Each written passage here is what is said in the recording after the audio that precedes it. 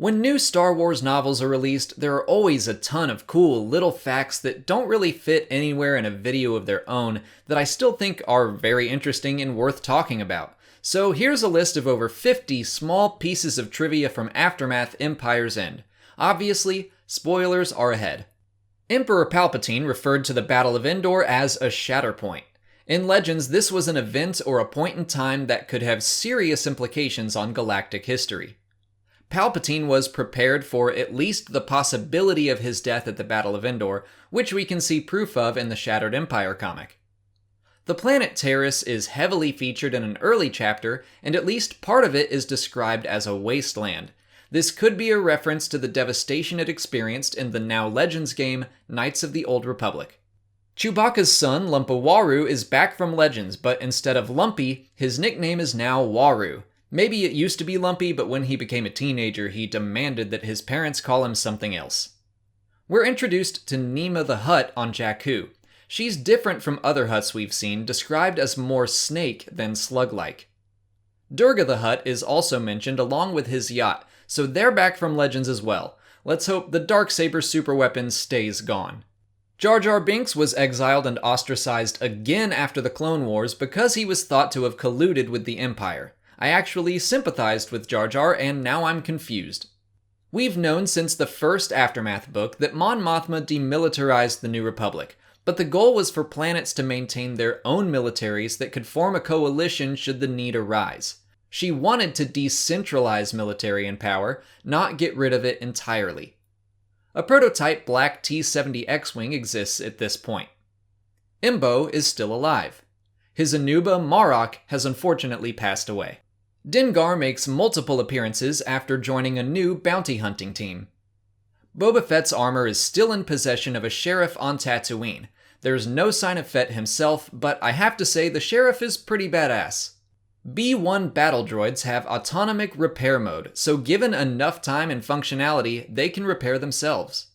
Gallius Rax has more advanced models of the red-robed Sentinel droids seen in Shattered Empire.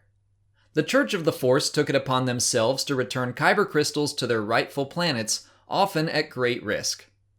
The Church of the Force believed that the Jedi in fact did not control the Force, but rather they were conduits for it. That sounds more like Churrit to me, but hey, they can believe whatever they want.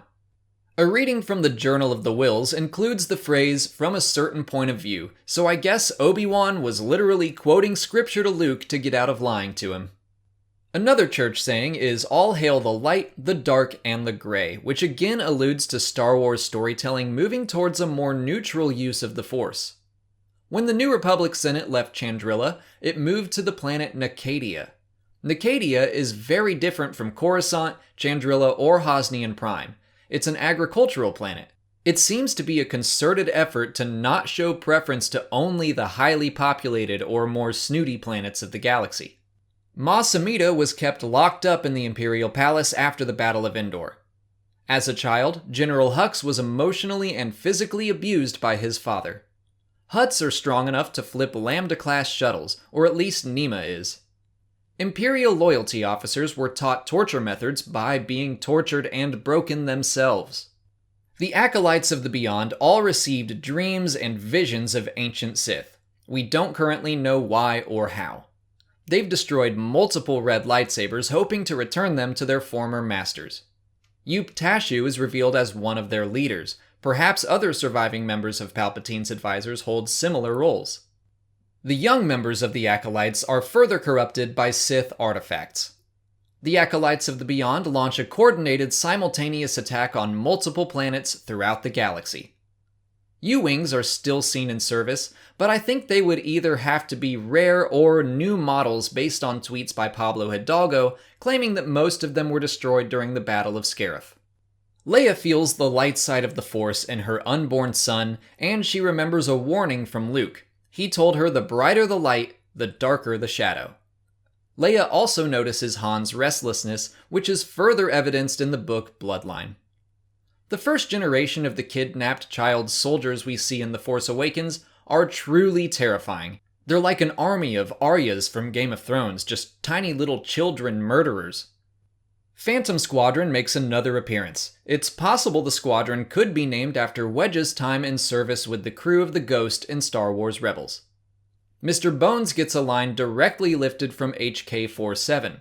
2 years ago at DragonCon, I think I remember Chuck Wendig saying he wanted Mr. Bones to be HK-47, but Lucasfilm wouldn't allow it. But take that with a grain of salt, I'm going off a 2-year-old memory right now. TIE Strikers also appear at the Battle of Jakku, so the fighters weren't relegated only to Scarif.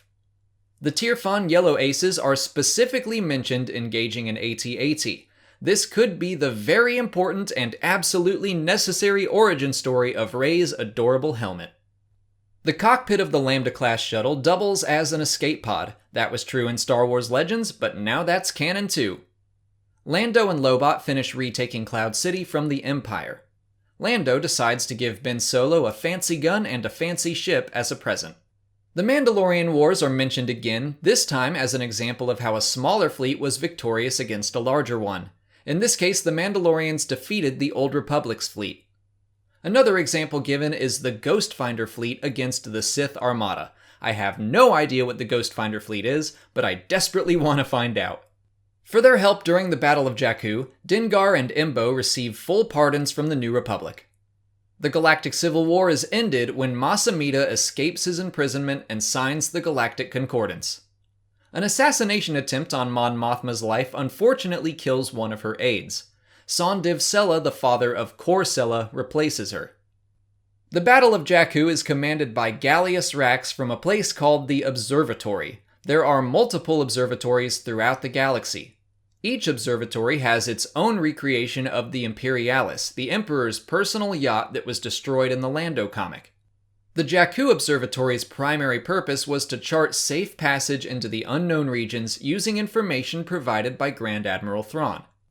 The Super Star Destroyer Eclipse is still around, although it doesn't sound like it's the same as the one in Legends. I believe its name is the only thing carried over. Still, it's very cool and it's currently in the unknown regions, which means it's probably with the First Order by the time of The Force Awakens. And finally, Ben Solo is born as the Empire officially comes to an end. And that's it for all the random facts from Empire's End. If you're interested in reading the book for yourself, you can check it out on audible.com.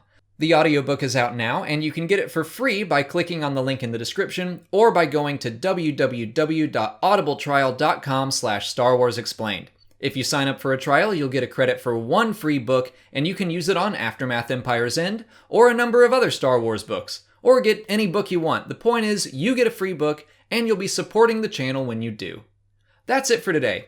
If you haven't already, please like this video, subscribe to the channel to see new Star Wars videos every single day, follow me on Twitter, Instagram, and Facebook, and consider checking out my Patreon page. As always, thanks for watching, and may the Force be with you.